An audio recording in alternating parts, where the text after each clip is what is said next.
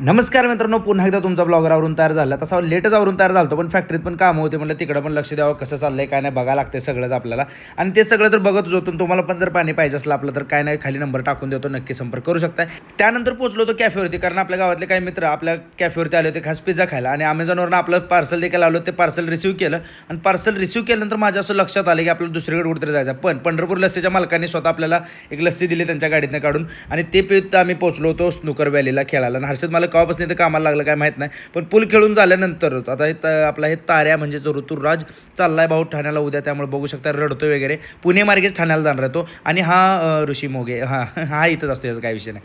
त्यानंतर इथं बघू शकता या ठिकाणी हे जेवण्यासाठी पोहोचलेलो आहे मी. आणि इथं हे जे जेवण आहे ते आगळ्या वेगळ्या पद्धतीचं जेवण असं मी केलेलं आहे. आणि तुमचं पण जेवायची ऑर्डर असेल तर मला सांगा, मी जेवण करून जातो प्रत्येक कार्यक्रमात.